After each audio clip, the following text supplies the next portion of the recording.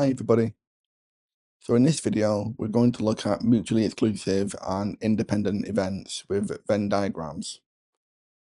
We're going to work through 3 questions, and if you want to work along with me, you can download a copy of a PDF from my website. I'll leave a link in the description below. So if we begin with mutually exclusive events, these are events that cannot occur jointly. So the events in set A cannot overlap with the events in set B. You can see that they're separated. So this means that the probability of A or B is this one or this one. There's no overlap. Another way of writing this is that the probability of A intersecting with B is equal to 0, because you can see there's no intersection between these two sets.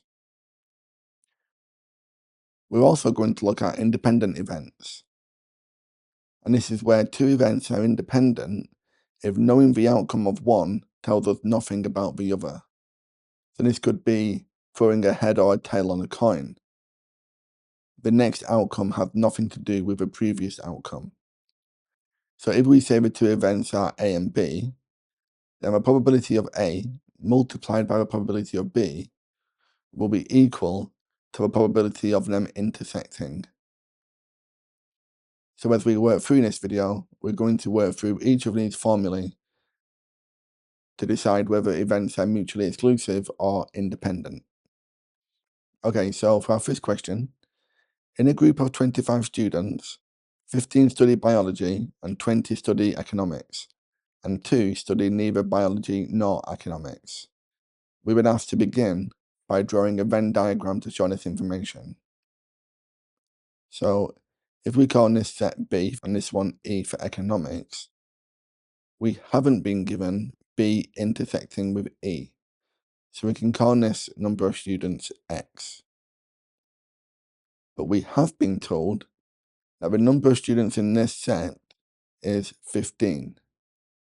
So in this region, we're looking at 15 minus X.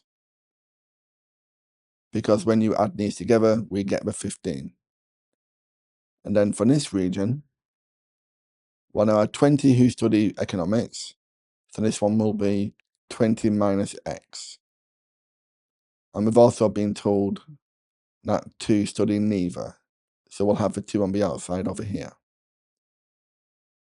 Now we can work out X, because we know all 4 add up to make the 25. So we've got the 15 minus X, plus the X, plus the 20 minus X, plus the 2 will equal 25. We can add these together and we get 37. This negative X will cancel with this positive, so we're left with a negative X. And this will equal 25.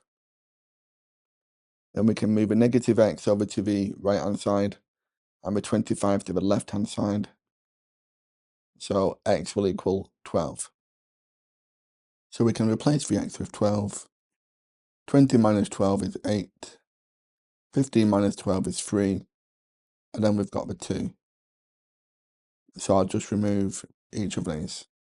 Okay? Then for part B, explain why events B and E are not mutually exclusive.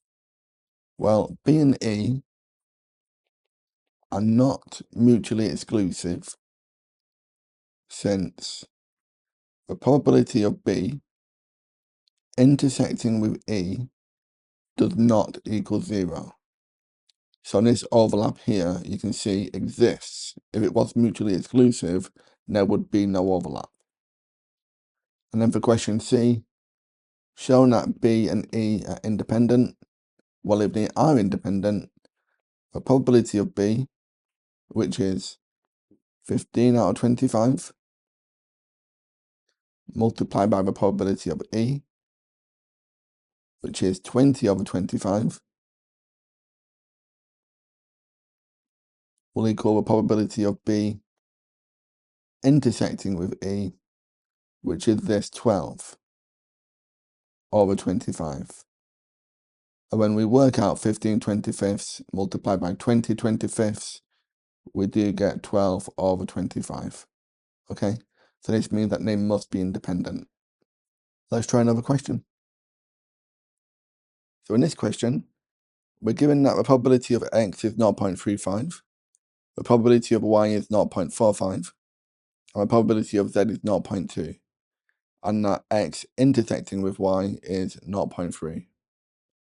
We're also given that x and z are mutually exclusive, and y and z are statistically independent.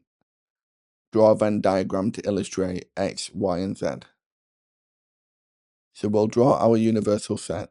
Since x and z are mutually exclusive, they cannot overlap. So I'll have these as two separate sets. We'll call this one x and this one z. And we'll have y in the middle. Now we're told that because y and z are independent, we know the probability of y multiplied by the probability of z will be equal to the probability of y intersecting with z.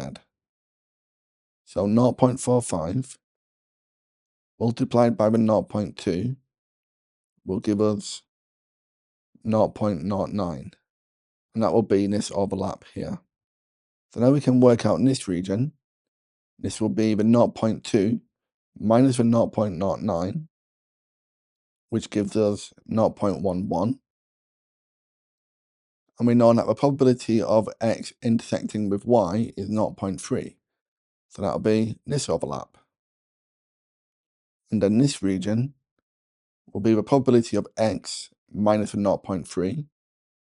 This will be 0.05. And then this region will be the probability of y minus the 0.3 and the 0.09, which is 0.06. And then we need to think about the probability outside of the sets, which we can work out by 1 take away each of these, which gives us 0.39. Okay? Let's try one more question. So in this question, we're told that two events, A and B, are such that the probability of A is 0.3, A in union with B is 0.72, and the probability of A intersecting with B is 0.18. Do you want to work through questions A, B, and C? You can pause the video, and when you come back, we'll go through the solution. Okay, so welcome back. We'll begin by drawing the universal set. We know they're not mutually exclusive because they do have an overlap of 0.18. So we'll call this one set A, this one set B, and we're told that the intersection is 0.18, which I'll put here. Now we can work out this probability as 0.3 minus the 0.18, so 0.12. And because they're in union, we know the entire probability inside these sets will be 0.72. So in this region will be 0.72 minus the 0.12 minus 0.18. And this is the probability of B and not A. And this gives us 0.42. Then we need to work out this probability, which will be 1 minus the 0.72, so 0.28. And then for part C, if they're independent, probability of A multiplied by the probability of B will be the probability of their intersection. So the probability of A, 0.3, multiplied by the 0.42, gives us 0.126. So therefore, A and B are not independent, since the probability of A times the probability of B does not equal the probability of their intersection. Okay? Well, thank you very much for watching. I hope you found that useful. If you did find it helpful, please like and subscribe, and you can download the full lesson and a PDF that accompanies this video from my website, mrmathematics.com. I'll leave a link in the description below.